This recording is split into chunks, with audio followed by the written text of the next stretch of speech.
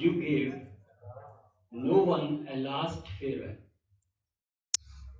nor ever said goodbye. You were gone before we knew it, and only God knows why. A million times we will cry, if love alone could have saved you, you never would have died. In our hearts, you hold a place. No one else can ever fill it. It broke our hearts to lose you. But you did not go alone, for part of us went with you. The day God took you home. Ladies and gentlemen, with a heart soaked in sorrow, we inform that we lost our pillar of strength, our founder member and chief advisor, Shri Veer Singh, on 23rd December 2025. Our heartfelt condolences with bereaved family is there. I request you all to please stand up and observe 2 minutes silence. Om Shanti.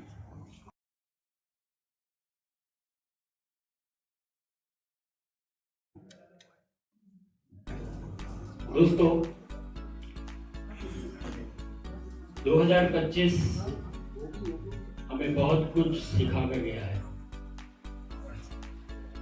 और 2025 की कुछ learning से मैंने कुछ एक resolutions अपने लिए निर्धारित किए हैं 2026 के लिए। जरूरी नहीं कि वो रेजोल्यूशंस आप सभी भी अपनाएं, हो सकता है आप में से कुछ को वो अच्छे लगे तो उनको जरूर अपनाएं। तो मैंने सबसे पहला जो रेजोल्यूशन डिसाइड किया 2026 के लिए वो ये था कि मैं एटलस नहीं हूँ, मुझे सारी दुनिया का बोझ नहीं उठाना है, क्योंकि ना तो मैं सारी दुनिया का बोझ उठा सकता हूँ और ना ही मुझ में ऐसी सामर्थ्य है कि मैं ऐसा सोचूं। तो सबसे पहले मैंने ये सोचा कि मैं अपने आप का बोझा उठा लूँ तो यही बहुत है, सबका बोझा उठाने की कोई जरूरत नहीं है, ना ऐसी जरूरत हमें करनी चाहिए। दूसरा जो रेजोल्यूशन मैंने अपने लिए निर्धारित किया 2026 के लिए वो ये किया कि मैं अपने घर वालों से ये कहूँ, खासतौर से अपनी बीवी को ये कहूँ कि जो छोटे व्यापारी हैं, सब्जी वाले हैं, छोटे छोटे दुकानदार हैं, उनसे हम मोल भाव ना करें। अगर हम उन्हें थोड़ा एक आध रुपया या कुछ ज्यादा भी दे देंगे तो हो सकता है कि इससे उनके बच्चों की एजुकेशन में कुछ सुविधा उनको मिल जाए या उनका जीवन कुछ सरल हो जाए। इसके बाद मैंने तीसरा जो रेजोल्यूशन अपने लिए सोचा वो ये कि मैं ये कहना छोड़ दूंगा कि भाई ये तो सेम स्टोरी है जो तुमने मुझे पहले भी बताई है। क्यों? क्योंकि उनको अपनी पुरानी यादों को मुझसे शेयर करने में अगर कोई खुशी मिल रही है तो व्हाई नॉट। अक्सर होता है कि हम जिस उम्र के पड़ाव से गुजर रहे हैं हम अपनी पुरानी यादों को दोबारा दोस्तों से शेयर करने की कोशिश करते हैं और हमें लगता है यार ये तो बताया था तुम्हें पिछली बार, हम ऐसा नहीं कहूँगा, मैं ऐसा नहीं कहूँगा, मैं फिर से उसी चाव से उसी इंटरेस्ट के साथ उनकी बात को सुनूंगा जिस इंटरेस्ट के साथ मैं पहले सुना करता था।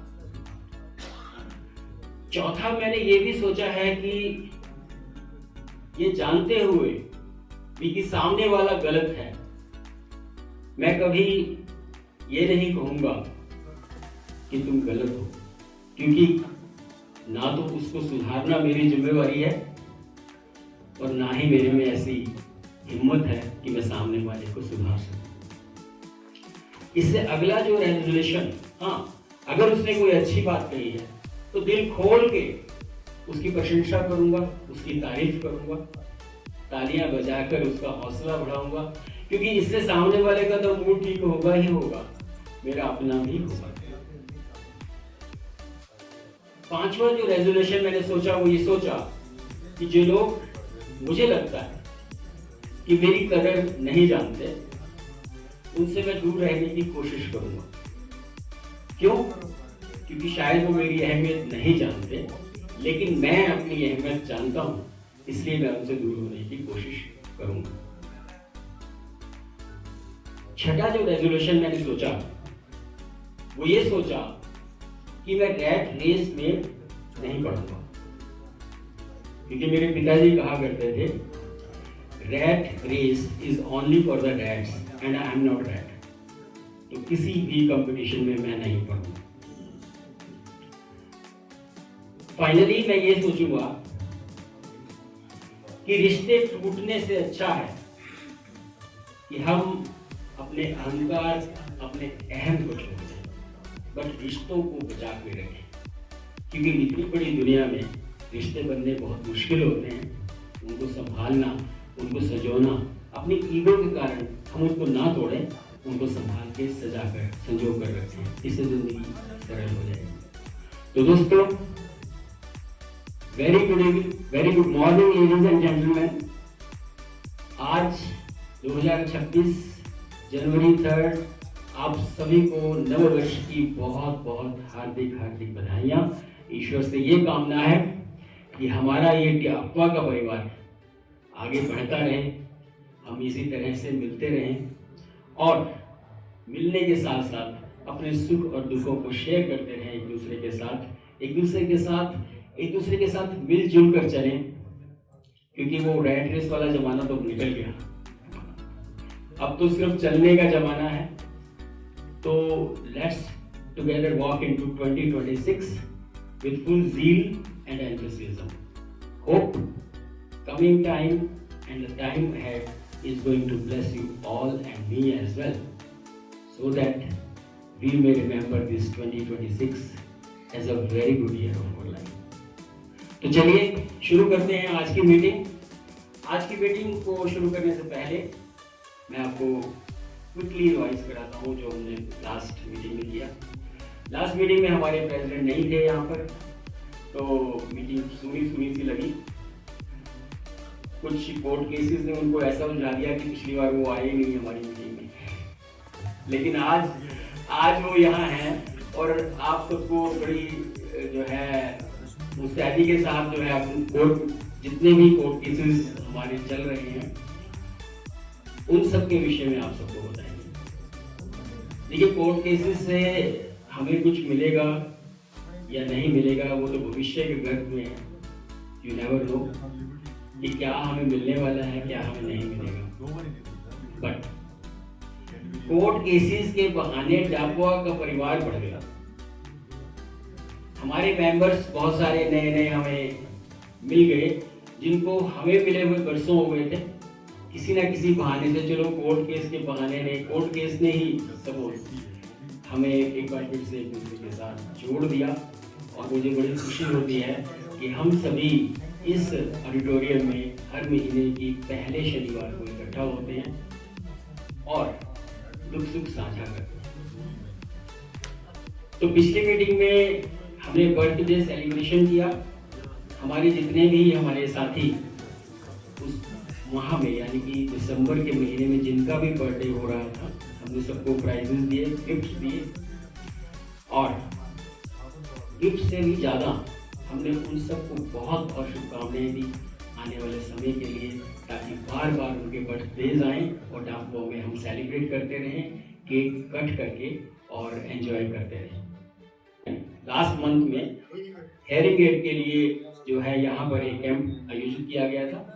उसमें करीब हमारे 20 साथियों ने टेस्टिंग करवाई थी अपनी हेयरिंग, और उनके उसके बाद में मेरी बात हुई उनसे, तो वो कह रहे थे कि सर हम फिर से एक बारी आपके यहाँ कैंप लगाएंगे ताकि आपके मैक्सिमम से मैक्सिमम जो मेंबर्स हैं उनका हेयरिंग का जो टेस्ट हम कर सकें, सो दैट अच्छी हेयरिंग वो कर सकें। चलिए, और एक छोटा सा हमने म्यूजिकल प्रोग्राम किया था, आज भी हम करेंगे थोड़ा सा आप लोगों को एंटरटेन करने के लिए। मैं समझता हूँ कि बाकी सब समस्याएं तो पूरे जिंदगी में चल रही हैं। 60 साल की उम्र तक हमने खूब मेहनत करी, डीईडी में नौकरी करी, जगह जगह ट्रांसफर्स हुई, राइट। और तरह तरह की जो है चैलेंजेस को हमने फेस किया। उसके बाद में भी कुछ हमारे साथी लगे रहे हैं। तो मुझे लगता है कि ये पैसे को लेके जो रैट रेस हमारी बनी हुई है, इसका कभी एंड होने वाला है नहीं। तो ये जो मंच है, ये जो मीटिंग है, मोर और लेस आई वांट की रिफ्रेशिंग ऑफ माइंड भी होनी चाहिए। तो उसके लिए सबसे जो बढ़िया तरीका है वो है म्यूजिक। और संगीत जो है ऐसा है, वो आपस में जोड़ता भी है। इस बात को सोचते हुए, इस बात को समझते हुए हमने एक कार्यक्रम शुरू किया जिसमें कि हम ट्यून बजाते हैं यहाँ पर, और आपसे रिक्वेस्ट करते हैं कि आप अगर रिकॉग्नाइज कर सकते हैं सॉन्ग को तो आप हाथ खड़ा कीजिए, हम आपको प्राइजेस देते हैं। आज भी ये हम कोशिश करेंगे। नया साल है और नए साल में जरूर है कि थोड़ा सा रंगारंग कार्यक्रम होना ही चाहिए। तो दोस्तों,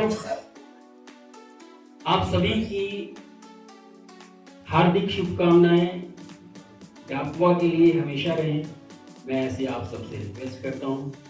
और मुझे बड़ी खुशी होती है हमारे सीनियर्स को यहाँ देखकर, हमारे फाउंडर मेंबर्स को यहाँ देखकर, और वी आर रियली ब्लेस्ड कि श्री दिनेश सिंह साहब हमारे चेयरमैन हमेशा हमेशा कोशिश करते हैं कि अपनी उपस्थिति यहाँ दर्ज कराकर हमारा मनोबल बढ़ाएं।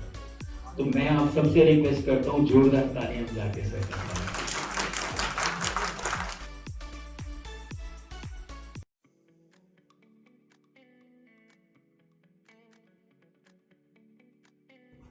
सबको नया साल मुबारक।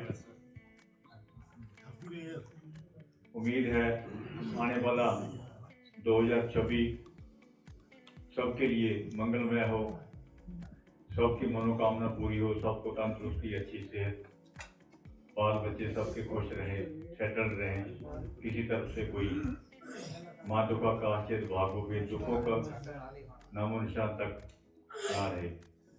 सर्वे भवन्तु सुखिनः, सर्वे सन्तु निरामया, सर्वे भद्राणि पश्यन्तु माँ दुखा काचित भाग भवे। सबको अच्छे अच्छे समाचार मिले, यही मेरी कामना है। वो सबका होना चाहिए trust in God and do the right. अगर हम मालिक पे भरोसा जरूरी है, क्योंकि उस मालिक की मर्जी के बगैर एक पत्ता भी नहीं हिलता। हम तो अपनी मर्जी चलाना चाहते हैं, लेकिन उस हमारी बीए के सिलेबस में एक पोएम होती थी, paradise lost and paradise regained, John Milton की लिखी हुई थी। तो उसका पैराडाइज लॉस्ट का यही था कि God's will is always supreme. उसकी इच्छा के आगे झुकना ही पड़ेगा, वो माननी ही पड़ेगी। हमारे वरिष्ठ फाउंडर मेंबर वीर सिंह जी, जो हमारे चीफ एडवाइजर भी थे, अच्छे भले थे, जब भी आते थे अच्छी सलाह देते थे। और मुझे खास करके अगर मैं बातचीत में या कभी कई दफा कोई ऐसी बात निकल जाती है मुंह से, चुप के जाके बोला ऐसे नहीं ऐसे करना। तो उनकी जो ठीक हमेशा यही सलाह होती थी, जो हम लोगों के लिए हमेशा प्रेरणा स्रोत बनती थी। तो आज भी वो बेशक हमारे बीच में नहीं है। उन्होंने 23 को शायद सुबह को चाय पी, नाश्ता किया, योगा भी करा। अब ये तो नहीं पता चलता ना कि उस मालिक का क्या है।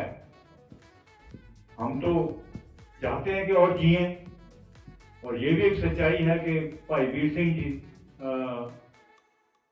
ने फरमाया है, भाई गुरदास जी ने, रज ना कोई जीविया कूड़े परवासे। झूठी उम्मीद पे हम लोग जिंदा रहते हैं। कूड़ा परवासा मतलब झूठा, झूठी उम्मीद कि मैंने नहीं मरना अभी, चाहे जितनी मर्जी उम्र हो जाए और जितनी मर्जी बीमार हो जाए, जितना ज्यादा, लेकिन मरना कोई नहीं चाहता। राजना कोई जीव है कूड़े परवासे, ये झूठी उम्मीद में हम जिंदा रहते हैं। जब हम जाते हैं कहीं किसी की अंतिम क्रिया पे तो सोचते हैं यार मुझे तो अभी मेरा ब्लड प्रेशर भी ठीक है, मेरा कार्डियोलॉजी भी ठीक है, मुझे शुगर भी नहीं है, अभी मैंने नहीं, कुछ नहीं होना मुझे। ये मेरी सोच है कि उस मालिक की क्या सोच है इसका नहीं है मैं पता, क्या पता बाहर जाके क्या हो जाना है, अगला सांस आना है कि नहीं आना। इसी करके हर पे ही सदा एवें गई बहाए, नानक किचन आखिए बिन पूछे ले जाए, उसी ने पूछना थोड़ी है। तो आज भी मुझे ऐसा लगता है कि जो वीर सिंह साहब की जो स्पिरिट है वो हमेशा हमें गाइड करती रहेगी, क्योंकि शरीर का विनाश होता है, आत्मा तो अमर है, अदर है, अविनाशी है, क्योंकि परमात्मा के अंश है। आत्मा कहीं नहीं जाती, इसको कुछ नहीं होता है। तो वो शरीर तो पता नहीं हमने कितने आज तक भोगे, कोई हिसाब किताब नहीं है, 84 लाख जो नहीं है, पता नहीं कहां से निकल के आए, लेकिन आत्मा वही रही। गुरु नानक देव जी ने फरमाया, नाए टूटे ना मन लागे, नाए जर न जाए, तन से मानक नानका जनगा चले पाए। इसको कुछ नहीं होता। नयनम शताब्दी शास्त्र ने नयनम दहती बाबा ना चेनम कली दंत जापो न जो जति मरुता। मैं यही उम्मीद करता हूं उनकी जो स्पिरिट है, उन्होंने जो हमें मार्गदर्शन दिया वो हमेशा मार्गदर्शन हमें वो हमेशा हमारे हृदय में जिंदा रहेगा, मार्गदर्शन मिलता रहेगा। कल को उनकी क्रिया है, मैं उम्मीद करता हूं कि हमारे काफी साथी उसमें पार्टिसिपेट करेंगे।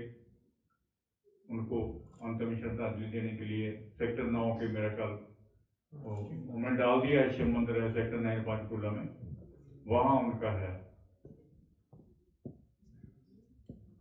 उसके बाद अभी इस मीटिंग की बात कर लेते हैं, जिसके लिए हम जहां आते हैं।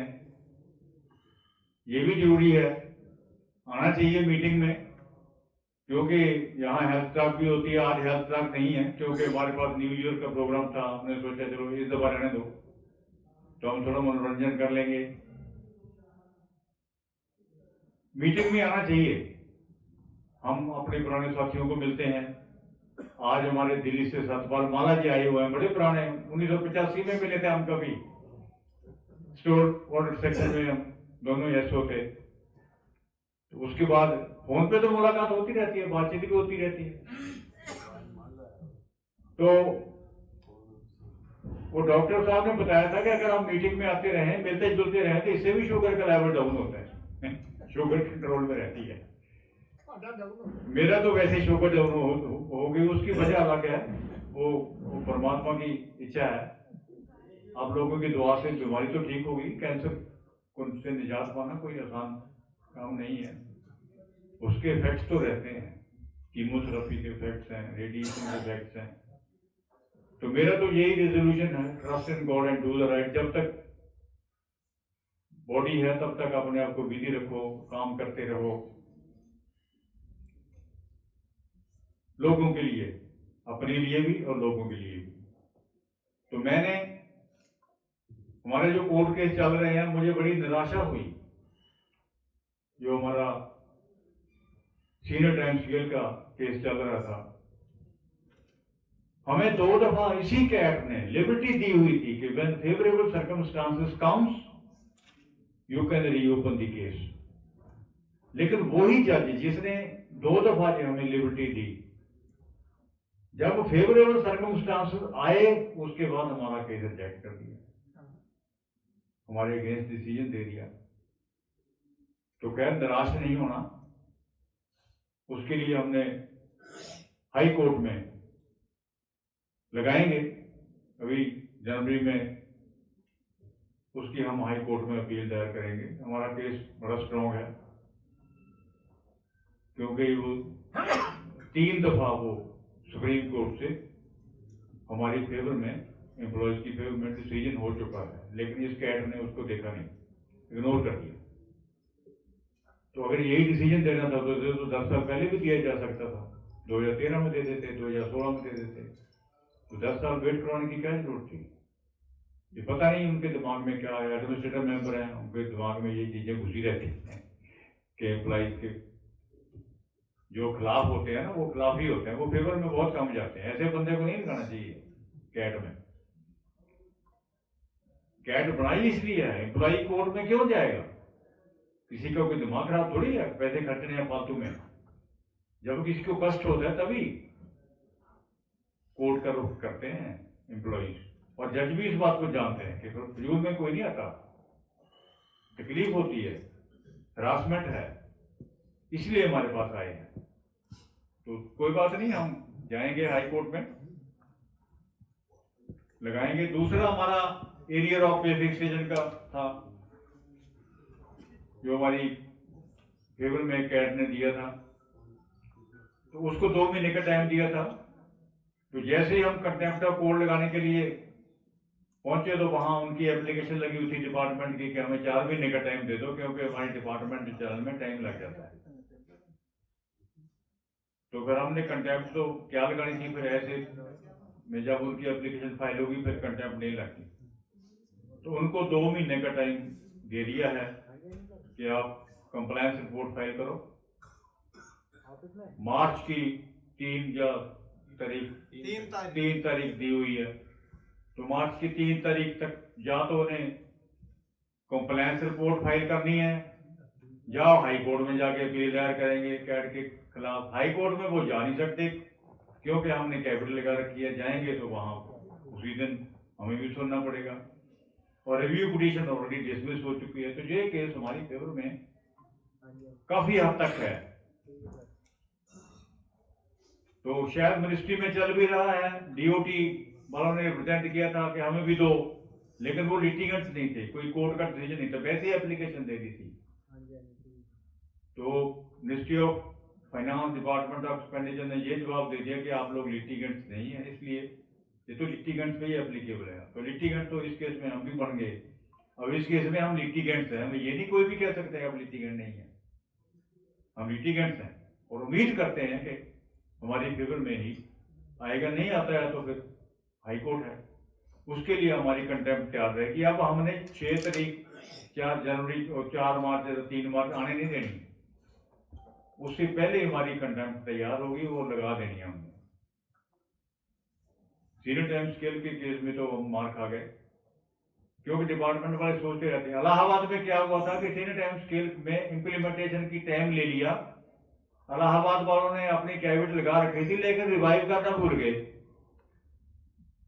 अब उनके वकील ने इस बात को ध्यान में रखा कि इनकी रिवाइव होगी, जाके हाई कोर्ट में अपील कर दी, तो वो केस हाई कोर्ट में चल गया, कैट से निकल गया। ऐसा हम यहां नहीं होने देंगे।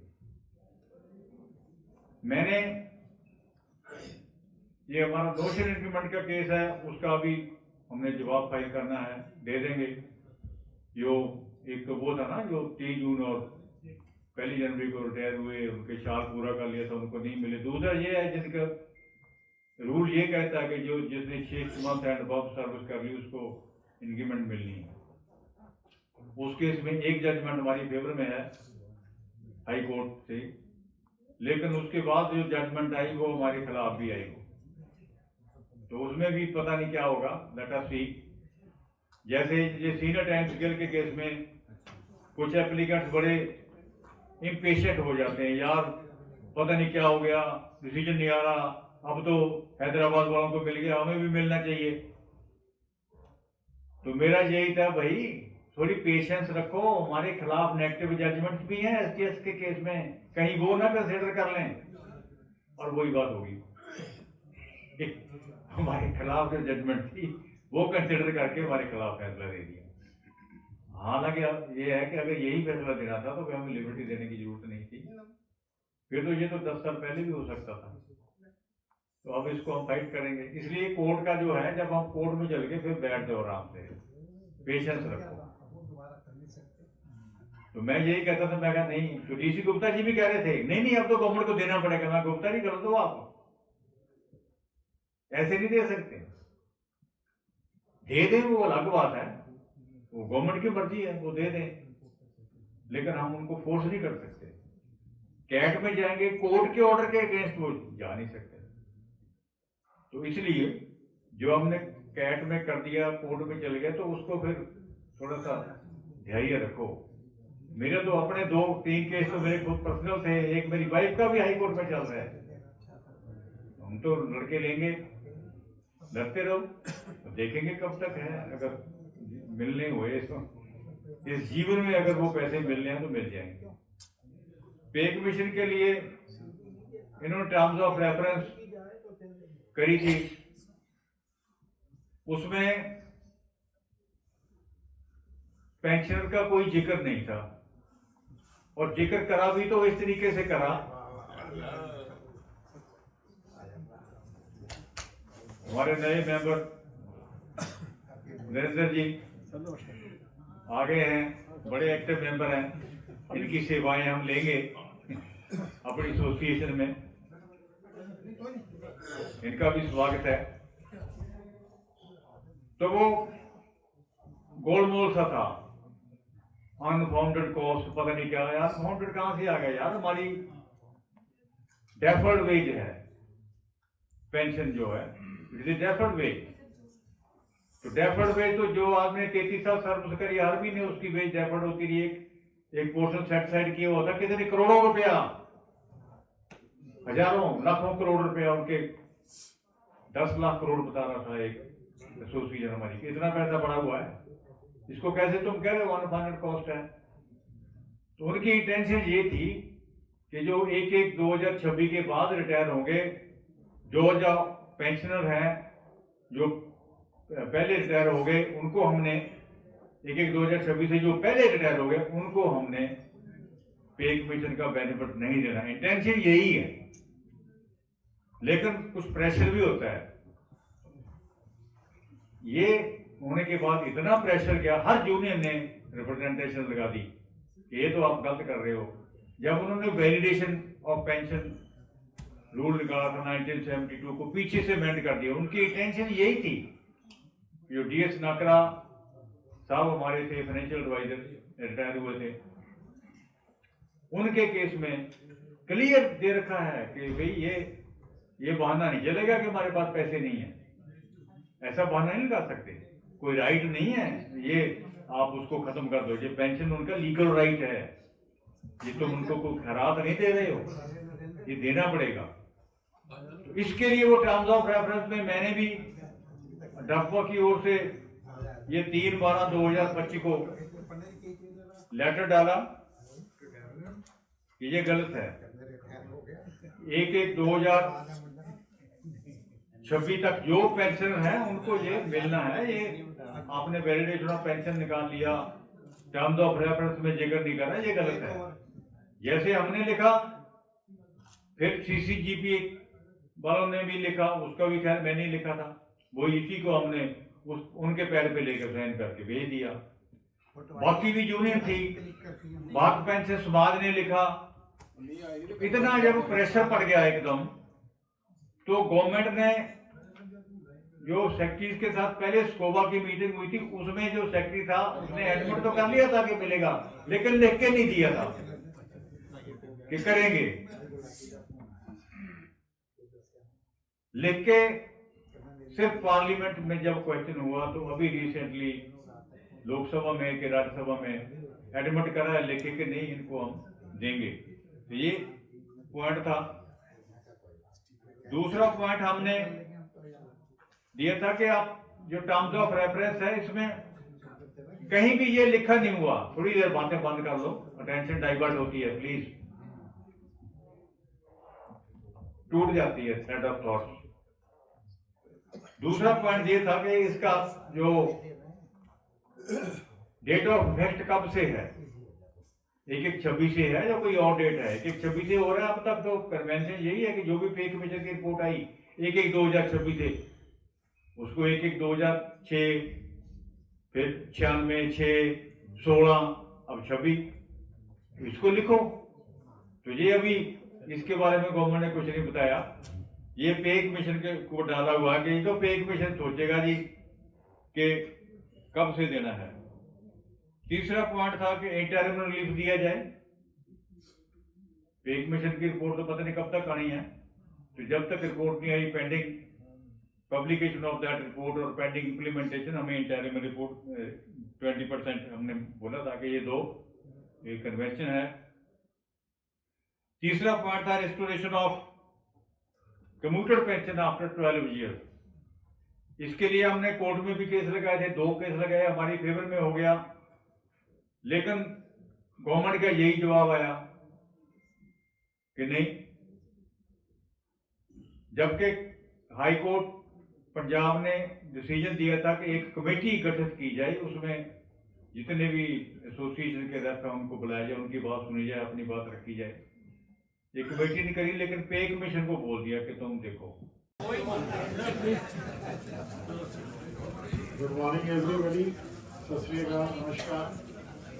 On behalf of Datwa, entire family of Datwa, and my personal behalf, I would like to wish all of you and your families a very, very happy New Year.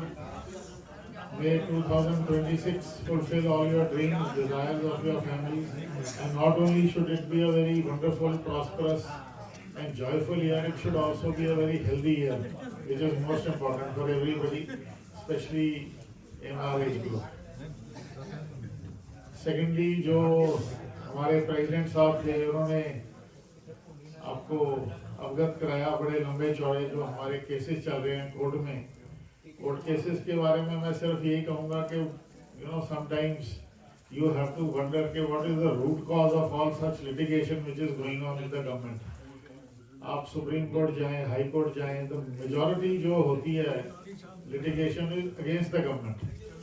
Personal cases जहाँ 2-4 आपस में बंदे लड़ रहे हैं, they are very few and far between. Mostly cases अगर आप देखेंगे, हाई कोर्ट ले लो, कैट ले लो, AFT ले लो, सुप्रीम कोर्ट ले लो, I think 90% of the litigation in the country is against the government and government decisions. So sometimes you need to wonder कि ऐसा हो क्यों रहा है। हम सब रहे हैं सरकार में, but why is it that you see people cannot take the right decisions? So long time back, एक 25-26 साल पुरानी एक इंस्टीट्यूट ऑफ जुडिशियल ट्रेनिंग है लखनऊ में। आई डोंट नो अगर आपको कभी किसी को मौका मिला वहाँ ट्रेनिंग जाने का। So as young DCDS, JCDS, we were sent there for 3 weeks कि आप सीख के आओ प्रोसीजर्स, गवर्नमेंट के rules regulation, procedure, judicial things and why is it happening. तो लंबा चौड़ा 3 हफ्ते का कोर्स था, तो इट वेंट ऑन लाइक जैसा नॉर्मल कोर्स होता है, till one day we were told कि भी कल आपने 8:30 पहुंच जाना है यहाँ, और 9:30 की जगह क्लास विल स्टार्ट एट 9। तो कल एक सुप्रीम कोर्ट के रिटायर्ड जस्टिस हैं, वो आएंगे and he will tell you his insight into why so much litigation happens. So जो वो जेंटलमैन थे, जो चीफ जस्टिस थे, वो इलाहाबाद हाई कोर्ट के रिटायर्ड चीफ जस्टिस थे और फिर सुप्रीम कोर्ट के जस्टिस थे। सुप्रीम कोर्ट के चीफ जस्टिस नहीं थे, जस्टिस थे, and he belong to Lucknow. तो उन्होंने सुबह आना था लेक्चर देने, तो सबको हम 8:45 पे बैठा दिया गया, जितने 20-25 ऑफिसर थे, और एकदम अटेंशन पे, एंड डॉट 9 ही अराइव्ड। ऐसे नहीं है कि नहीं आए, वो बिल्कुल आए, और 5 मिनट उनकी इंट्रोडक्शन हुई कि जी उन्होंने ये किया वो किया, तो naturally he felt very embarrassed. उन्होंने कहा वो बहुत होगी, मेरी तारीफ अब मैं अपना लिखूं। And you will not believe, it was supposed to be a 2-hour lecture. Why litigation, so much litigation happens in the country and especially against the government. वो उठे और व्हाइट बोर्ड पे उन्होंने सिर्फ 2 लाइनें लिखी, 2 लाइनें, और 9:10 पे उन्होंने कहा जी मेरा लेक्चर खत्म है, अब आप मेरे से सवाल पूछ सकते हैं। And what he wrote, I still have it written somewhere. He said when equals are treated unequally, and second line में when unequals are treated equally, litigation will happen.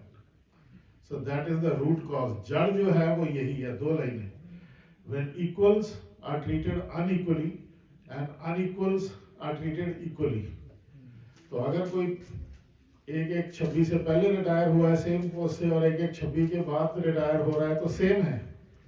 You see, they are equals, but if you treat them unequally, litigation will happen. So that is the root cause of all litigation in the country. वो 2 लाइनें हैं, आज तक मेरे पास लिखी हुई। तो सोचने की बात है, पर गवर्नमेंट में कोई सोचता नहीं है। तो ऐसे ही है, वर्क ऐसे ही क्रिएट होता है। इसी अगर इतनी सफाई से सारा काम हो जाए तो इतने कोर्ट हैं, इतने वकील हैं, वकीलों की कोठियां हैं, तो कैसे यहाँ बन जाएंगे। मेरे कई रिश्तेदार हैं मदर की साइड के, फादर की साइड से, स्पेशली मदर की साइड से, जो बहुत बड़े तगड़े तगड़े लैंडलॉर्ड थे, जमींदार थे। और जब मैं स्कूल में था तब उनके कोर्ट केसेस हाई कोर्ट में लगते थे। नाना जी थे वो आगे रिश्तेदार, इतने तगड़े तगड़े लैंडलॉर्ड थे कि उनकी 200-200, 500-500 किले जमीनें थी। आज की डेट में उनकी 40-40, 45 किले जमीनें रह गई हैं। और जो वकील था, जो एक टुट्टे से साइकिल में आता था, फिर स्कूटर में आता था, आज उसकी 8 सेक्टर, 9 सेक्टर, 10 सेक्टर में 2-2 कनाल की 2 कोठियां बन गई हैं। उसकी मर्सिडीज कारें हो गई, ऑडी कारें हो गई हैं। उसका स्टाफ 2 मुनीम से लेकर आज 20 बंदे उसके काम करते हैं। उसके बेटे, ग्रैंडसन सारे हो गए। जो फार्मर थे, जमींदार, वो बेचारे गरीब से गरीब होते गए। केस पे केस, तारीख पे तारीख मिलती गई। और जो वकील थे वो अमीर से अमीर होते गए। अगर आप चंडीगढ़ के किसी शहर में, किसी गली में, किसी सेक्टर में जाएं, if you look at the profession कि कितने डॉक्टर हैं, आर्किटेक्ट में, आपको हैरानी होगी कि सबसे ज्यादा आपको लॉयर मिलेंगे। Practising Punjab and Haryana high court, ये सुप्रीम कोर्ट। जब आप जाओ तो ये वो इतनी दुनिया भरी पड़ी है उसकी बारे। तो एनीवे, वो भी एक अब जिंदगी का पहलू है, we can't help it, litigation होनी है। So I wish our President Saab and his team and the lawyers all the best for the future endeavors and may they keep winning. But ये जो लेटेस्ट उन्होंने बताया था, ये बहुत ही, I will say it is a totally bad judgment, जिसको कहते हैं, without going into the merits of the case, उन्होंने एडमिनिस्ट्रेटिव मेंबर ने ऐसा दे दिया। तो कई बार हो जाता है, अब लेडीज बैठी हैं, मैं बोलना नहीं चाहता, कई बार वो मैडम जो है वो थोड़ी इम्पल्सिव हो जाती है। जिसने वो दिया judgment, and without reading her own judgment she has given that judgment. I mean, I am sure high court में जाएंगे तो इट विल बी फाउंड के बड़ी एरोनियस जजमेंट है and justice will be done. और हैं जी, कहते डांट मारनी चाहिए हाई कोर्ट से। मैं क्या जिता लें तो वही बहुत। हाँ, नहीं मारते, हाई कोर्ट से जज डांट पड़ती है और भूला जाता है कि इट इज एरोनियस जजमेंट। और दूसरी बात, ये जो न्यू ईयर के बारे में थी, आई mean I am not against any culture, any this thing, but आपने देखा होगा व्हाट्सएप में बड़ी जगह इसको बोला जाता है कि आपको अंग्रेजी नव वर्ष की बहुत बहुत शुभकामनाएं, ऐसे बोला जाता है। हाँ, ग्रेगोरियन न्यू ईयर बोला जाता है इसको। तो पोप ग्रेगरी ने बनाया था क्रिश्चियन कैलेंडर, जिसको हम सब फॉलो करते हैं। तो वो रोमन कैथोलिक चर्च के जो हेड होते हैं उनको पोप बोला जाता है, आप सब जानते हैं। Pope is a Latin word, है ना, और इंग्लिश वर्ड पोप का होता है पोपा, और पोपा से बोलते हैं पापा। तो आपके हर घर में पापा होता है। तो जो क्रिश्चियंस का पापा है, रोमन कैथोलिक चर्च का जो पापा जी जो हैं वो पोप होते हैं। तो पापा and pope is the same thing. तो पोप ग्रेगरी ने बनाया था, उनको आदेश दिया गया था। तो हर एक कल्चर में अगर आप देखेंगे, हिंदुस्तान में भी जो अलग अलग कल्चर्स हैं, चाहे वो चैत महीने में नववर्ष शुरू होता है या बैसाखी पे शुरू होता है, या इवन पारसीज का नवरोज मार्च में शुरू होता है, तो हर कल्चर में था। इवन जहाँ पोप ग्रेगरी ने नया साल बनाया है, वो उनको आदेश हुआ था, तो उन्होंने इसको रिस्ट्रक्चर करके बनाया है। बट यूरोप में भी पहले नया वर्ष जो स्टार्ट होता था वो मार्च के एंड में और अप्रैल के बिगनिंग में ही स्टार्ट होता था, स्प्रिंग में होता था। हर जगह स्प्रिंग का ही जब मौसम आता है। But after pope Gregory made this new year and made the Gregorian calendar, तो उसको ना सिर्फ चर्च की अप्रूवल थी, पोप की तो थी, बट जो राजे थे, किंग्स, उनकी भी अप्रूवल थी। तो स्टेट की भी अप्रूवल थी और पोप ग्रेगरी की तो थी, वो पोप थे। तो इस करके लोगों को इसको शिफ्ट करना पड़ा। अब कई बार होती है ना, सरकारें कोई नया रूल बनाती हैं, आपको अच्छा लगे ना लगे, बट मानना पड़ता है। तो इस तरह से मानना पड़ा, लेकिन बहुत सालों तक, और सालों नहीं मतलब कई दशकों तक, हो सकता है सेंचुरीज तक, वो जो लोग थे यूरोप के, वो अपना पुराना ही नया साल बनाते थे जब आता था, इस कैलेंडर को फॉलो नहीं करते थे। और जो लोग नहीं मानते थे इस कैलेंडर को और अप्रैल में अपना नया साल मनाते थे, उनको आपको पता होगा क्या बोला जाता था, उनको बोलते थे अप्रैल फूल। जो एक अभी किसी ने करेक्ट जवाब दिया, so they were called April fool for a very long time. तो अप्रैल फूल जो है वो ऐसी कोई प्रथा नहीं है, वो एक्चुअल मनाते थे, जो नहीं मानते थे उसको, उनको अप्रैल फूल बोला जाता था। But anyway, now we have all shifted. अब सरकारी कैलेंडर भी हमारा वही है, हर चीज़ वही है, तो वी फॉलो दैट कैलेंडर। तो इस करके नया साल अब 1 जनवरी को ही आता है। और 1 जनवरी का सिर्फ ये डिसएडवांटेज है, जिनका बर्थडे 1 जनवरी को होता है, कई बार वो पे कमीशन में बाहर छूट जाते हैं। हमारे एक थे यहाँ सीनियर, यहाँ भी रहे, चंडीगढ़ में बहुत रहे, आप सब जानते हैं उनको, ऐसे संधू साहब, हाँ, तो उनका बर्थडे भी 1 जनवरी को होता है। हाँ, तो मुझे याद है। तो वो 1 जनवरी 2000, मतलब वैसे तो 16 में रिटायर होना था, बट वो रिटायर 15 में हो गए। 31 दिसंबर 15 को सरकार ने उनको सुपर एनुएट कर दिया, और जो पे कमीशन आया वो 1 जनवरी 2016 से आया। तो वो उससे जो ग्रेजुटी थी, सीवीपी थी, लीव एनकैशमेंट, वो हर चीज़ से बेचारे वो हो गए। अब मैं जयपुर पोस्टेड था, I was IFA south west command.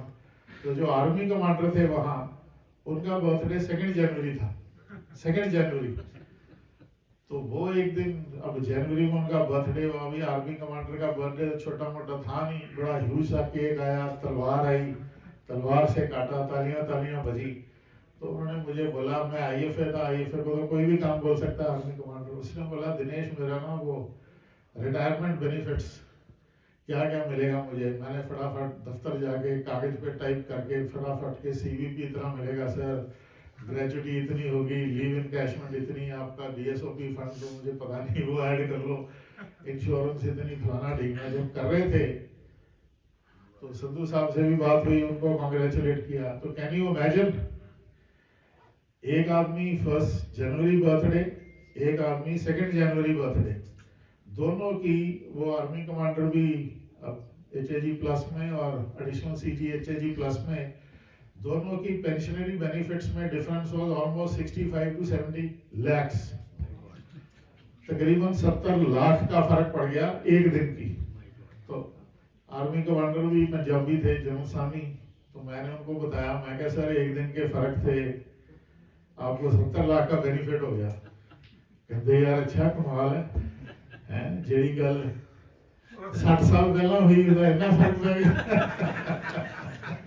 मैंने कहा सर जेडी गल 60 साल पहला हुई, आपको 70 लाख का फायदा हो गया। उन्होंने और खुश हो जाने से कंपैरिजन हो जाता है 1 तरीक और 2 तरीक का। हाँ, नहीं करा, मैंने कंपैरिजन करके बताया। और संधू साहब बहुत अनॉयड थे, मायूस थे कि यार इसमें मेरी क्या गलती है। मैंने कहा सर अब कानून तो कानून है, क्या कर सकते हैं। तो कई बार 1 जनवरी को ये डिसएडवांटेज हो जाता है। And you are also on the verge of such an important date only, क्योंकि पे कमीशन 1/1/26 होएगा। And you retired on 31 December 25। तो कहीं तेरा भी संधू साहब जैसा हाल ना हो जाए। एनीवे, वी विश ऐसा नहीं होगा, and you should get all the benefits. तो बस यही था। Thank you very much and happy new year once again. Thank you so much.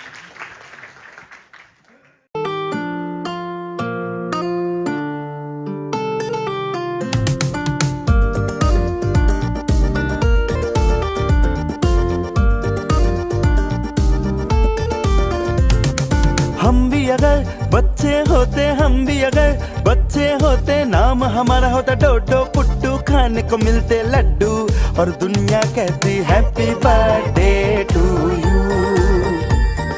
कोई लाता गुड़िया मोटर रेल, तो कोई लाता फिर की लट्टू, कोई चबी की टट्टू, और दुनिया कहती happy birthday to you, happy birthday to you.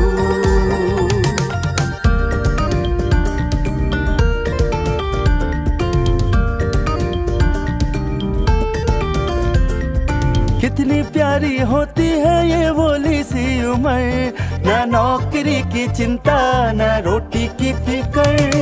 कितनी कितनी प्यारी होती है ये भोली सी उम्र, ना नौकरी की चिंता ना रोटी की फिकर, नन्हे मुन्ने होते हम तो देते 100 हुक्म, पीछे पीछे डैडी मम्मी बन के नौकर, चॉकलेट बिस्किट टॉफी खाते और पीते दूध, और दुनिया कहती हैप्पी बर्थडे टू यू।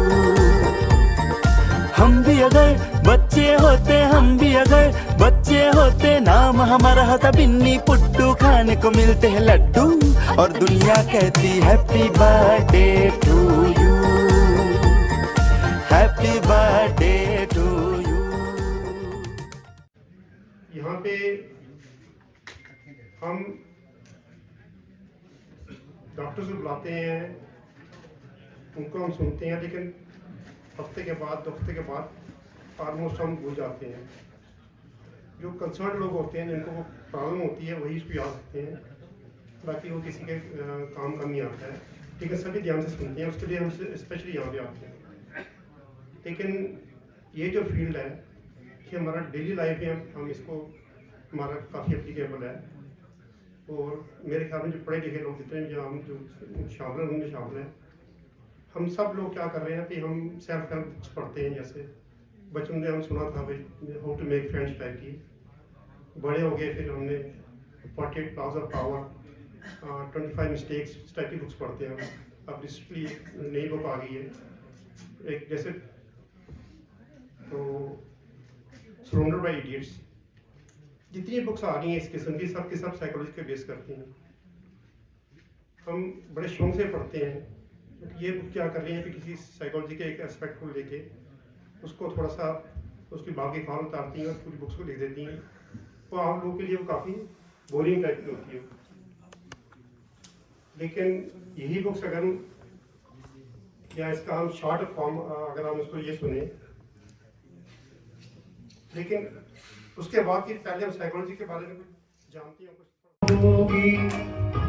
याद मेरी उनको भी आती तो होगी, रंग दिल की धड़कन भी आती तो होगी, याद मेरी उनको भी आती तो होगी।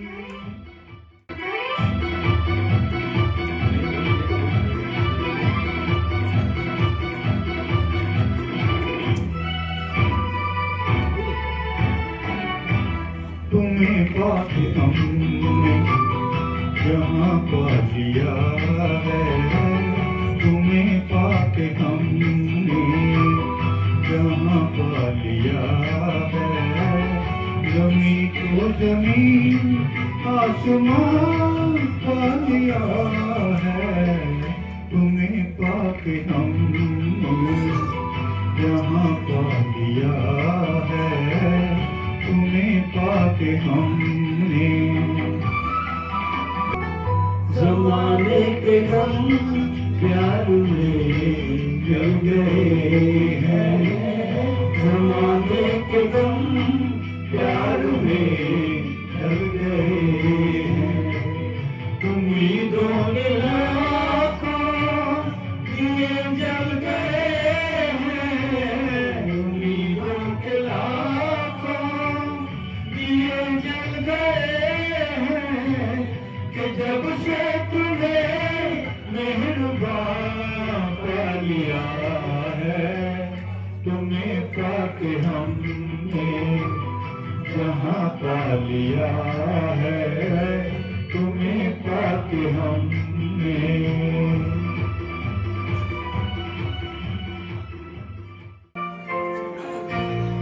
दिल की आवाज़ भी सुन मेरे फसाने पे न जा, तेरी नजरों की तरफ देख जमाने पे न जा, दिल की आवाज़ भी सुन मेरी नजरों की तरफ देख जमाने पे न जा, दिल की आवाज़ भी सुन।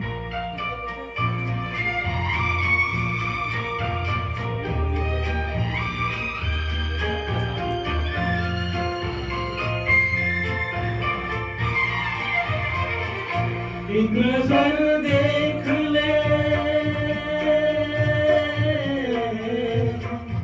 एक नजर देख ले, जीने की इजाजत दे दे, टूटने वाले वो पहली सी मोहब्बत दे दे, एक नजर देख ले, जीने की इजाजत दे दे, टूटने वाले वो पहली सी मोहब्बत दे दे। इश्क मासूम है,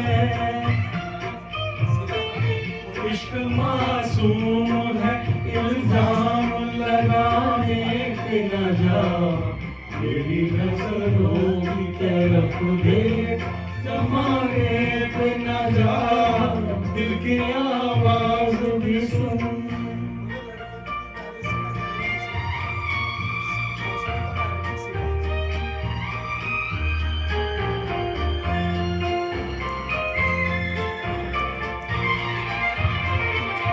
वक्त इंसान पे,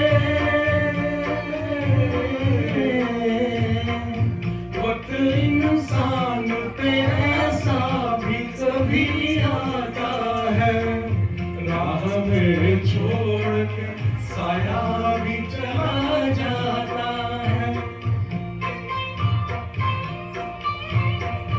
वक्त इंसान पे ऐसा भी कभी आता है, राह में छोड़ के साया भी चला जाता है, दिन भी निकलेगा कभी,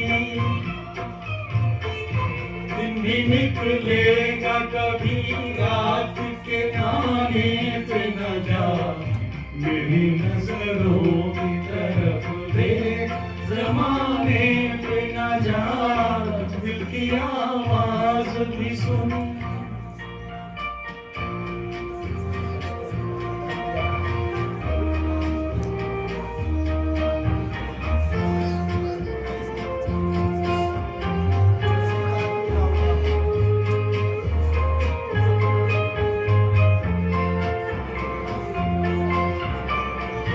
मैं हकीकत हूँ,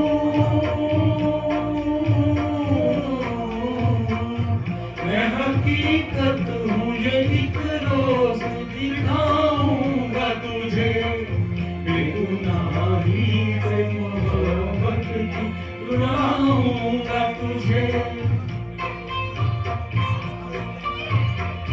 मैं हकीकत हूँ, ये एक रोज दिखाऊंगा तुझे, बेगुनाही पे मोहब्बत की रुलाऊंगा तुझे, दाग दिल के नहीं,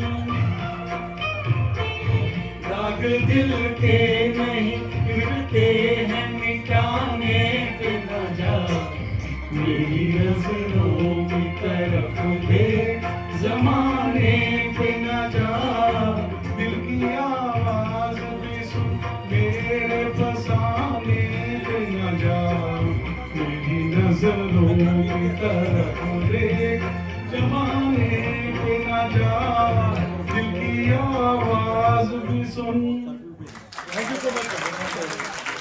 बहुत शुक्रिया,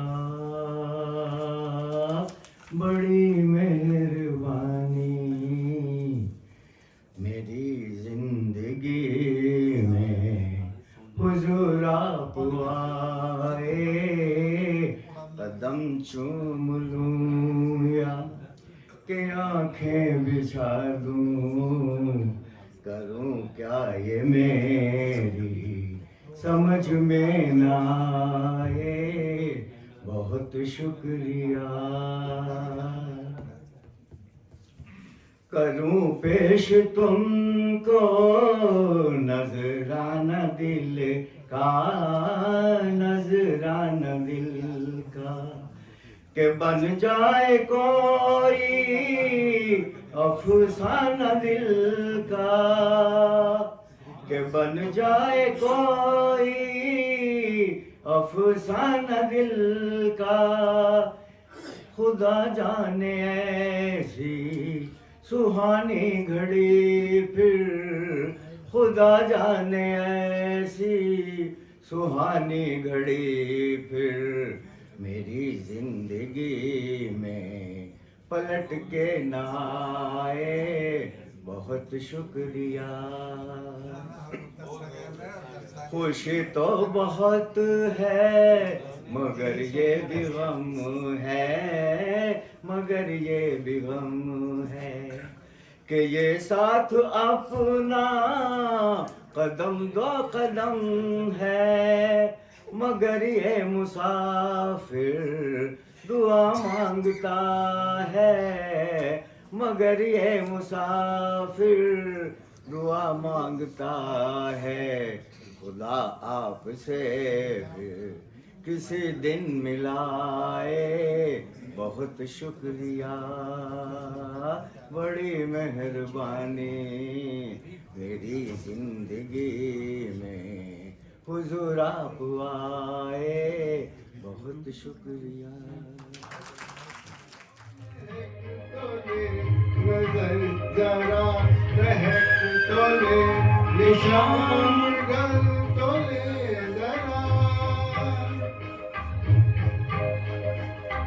निशान गल तो ले जरा, ये दिल संभल तो ले जरा, मशहूर देर की तो लूं, नशे के धूप की तो लूं, अभी तो कुछ कहा नहीं, अभी तो कुछ सुना नहीं, जाओ छोड़ कर के दिल अभी भरा नहीं,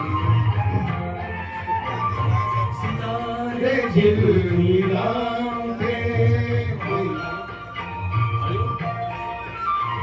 सितारे झिलमिलाते, चिराग जगमगाते, बस अब न मुझको रोकना,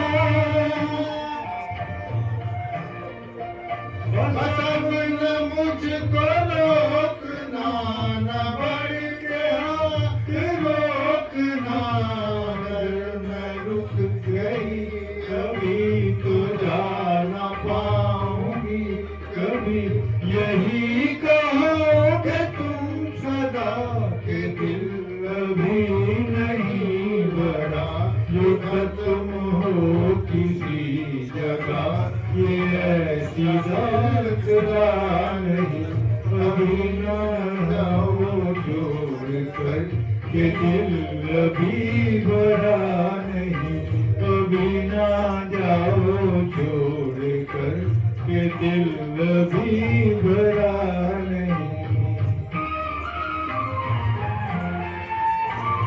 अधूरिया